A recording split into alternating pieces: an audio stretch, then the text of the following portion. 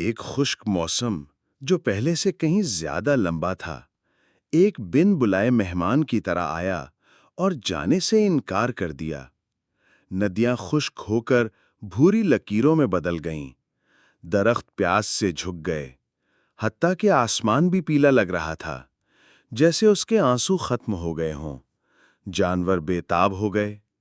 ہاتھی پانی کی تلاش میں گڑھے کھودنے لگا، کچھوا اپنے خول میں واپس چلا گیا، پرندے بادلوں کی تلاش میں دور تک اڑے، لیکن کوئی بارش کی خبر لے کر واپس نہیں آیا۔ پھر ایک دوپہر اوزیوما نامی ایک نوجوان ہرنی جنگل کے کنارے کے قریب گر گئی۔ وہ جڑوں کی بو کا پیچھا کرتے ہوئے اپنے ریوڑ سے بہت دور بھٹک گئی تھی۔ اس کی ٹانگیں جواب دے گئیں، اس کا گلا خشکی سے پھٹ گیا۔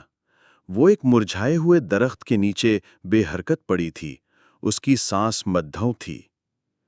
بندروں نے اسے درختوں کی چوٹیوں سے دیکھا اور اپنے سر ہلائے۔ وہ نہیں بچ پائے گی، ایک نے سرگوشی کی۔ ہم اس کی مدد نہیں کر سکتے، دوسرے نے کہا۔ لیکن ننینا نے کچھ اور دیکھا۔ اس نے ایک دھڑکن دیکھی، اور یہ کافی تھا۔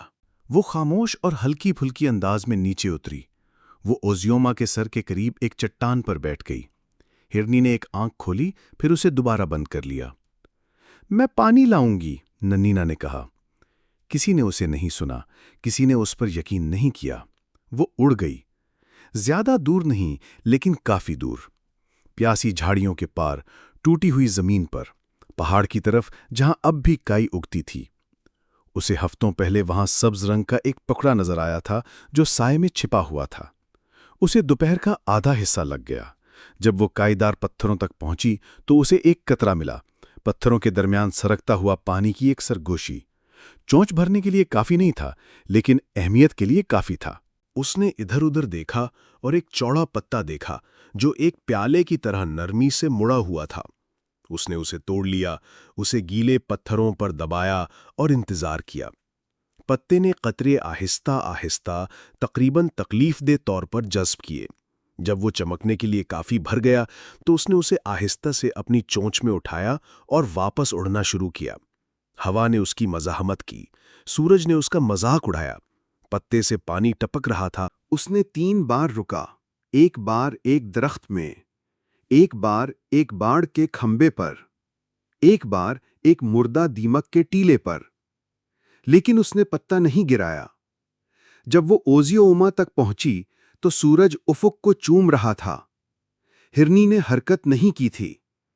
ننینا اس کے پاس اتری، پتا نیچے کیا اور اسے اس کے ہونٹوں کی طرف جھکایا۔ چند قطرے گرے۔ اوزیوما کی زبان حرکت کی، پھر اس کی آنکھیں کھل گئیں۔ زیادہ نہیں کھلی تھیں، بس کافی۔ اس نے پلکیں جھپکائیں اور پھر اس نے سانس لی۔ ننینا پوری رات اس کے ساتھ رہی۔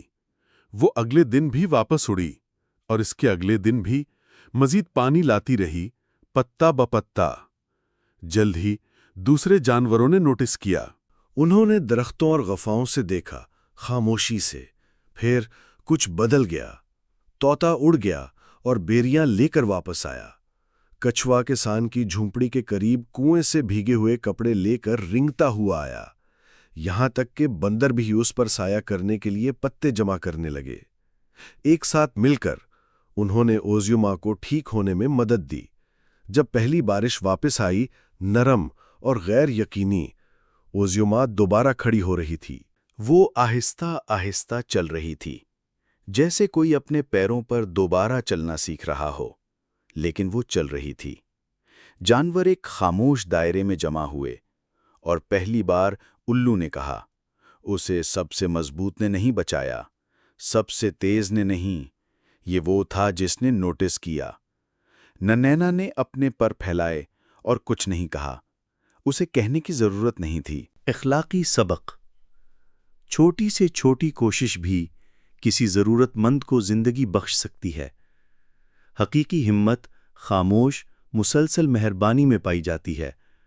جب دوسرے آپ کو اچھائی کرتے دیکھتے ہیں تو یہ ان میں بھی اچھائی کو بیدار کرتا ہے۔ اگر ننھی فاختہ کی مہربانی نے آپ کا دل چھو لیا ہو تو ہماری کہانیوں کا سفر جاری رکھنے کے لیے سبسکرائب کریں، لائک کریں اور محبت پھیلائیں، کیونکہ چھوٹے عمل بڑی تبدیلی لا سکتے ہیں۔